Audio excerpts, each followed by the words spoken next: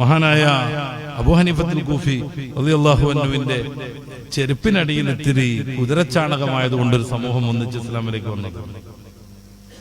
നോക്കുങ്ങൾ അവരുടെയൊക്കെ ഒരു ഈമാനിന്റെ വൈഭവം. മഹാനുഭാവന്റെ ചെരുപ്പിനടിയിൽ പച്ച ചാണകം പറ്റിപ്പിടിച്ചു. സ്വാഭാവികമായും അത് കുടഞ്ഞു കളയും. അദ്ദേഹം അങ്ങനെ തന്നെ ചെയ്തു. പക്ഷെ ഇത്തിരി അടുത്തുള്ള ഒരു മജൂസിയുടെ അഗ്നി ആരാധകന്റെ വീട്ടിന്റെ മതിലിൽ പറ്റിപ്പിടിച്ചു. അത് ചുരണ്ടിക്കളഞ്ഞു അദ്ദേഹം, മഹാനുഭാവൻ. അത് ചുരണ്ടിക്കളഞ്ഞു.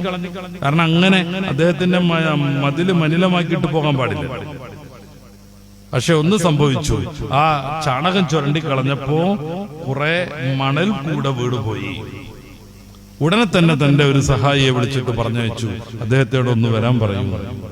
യാദൃച്ഛികമാവാം ഈ മനുഷ്യൻ മഹാനായ അബൂ ഹനീഫത്തുൽ കൂഫി തങ്ങളിൽ നിന്ന് കുറെ പൈസ കടം വാങ്ങിയിട്ട് തിരിച്ചു കൊടുക്കാതെ മുങ്ങി നടക്കുന്ന ആളായിരുന്നു.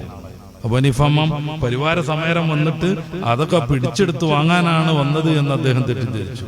ഭയന്ന് വളരെ വിഷമിച്ച അയാൾ അബൂ ഹനീഫ ഇമാമിനെ സമീപിച്ചു. അബൂ ഹനീഫ ഇമാം പറഞ്ഞു, അത് നമുക്ക് പിന്നെ കണക്ക് കൂട്ടാം. ഇപ്പൊ ഞാൻ വിളിച്ചത് നിന്റെ മതിലിൽ നിന്ന് ഇത്തിരി മണൽത്തരികൾ ഞാൻ ഈ ഒട്ടകച്ചാണകം ചുരണ്ടിക്കളഞ്ഞപ്പോ വീണുപോയിട്ടുണ്ട്, അതിന് എനിക്ക് പൊരുത്തപ്പെട്ടു തരണം എന്ന് പറയാനാണ്. ഈ ഒരു വിശാലതയിലേക്ക് എങ്ങനെയാണ് ഈ വലിയ വലിയ പണ്ഡിതന്മാരെത്തുന്നത്? ഇൽമിന്റെ പിന്തുണ കൊണ്ട്, ദീനിനോടുള്ള മഹബത്ത് കൊണ്ട്, മുത്തറസൂലിനെ അനുധാവനം ചെയ്യാനുള്ള അദമ്യമായ മോഹം കൊണ്ട്. എത്ര നമ്മൾ കാണുന്നുണ്ട് റസൂലുള്ളാഹി തങ്ങളിൽ ഇങ്ങനെയൊക്കെ.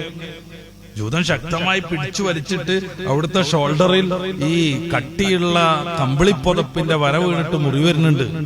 അക്ഷോഭിനായ റസൂലുള്ളാഹി തങ്ങൾ ആ ജൂതനെ യാത്ര അയക്കുകയാണ്.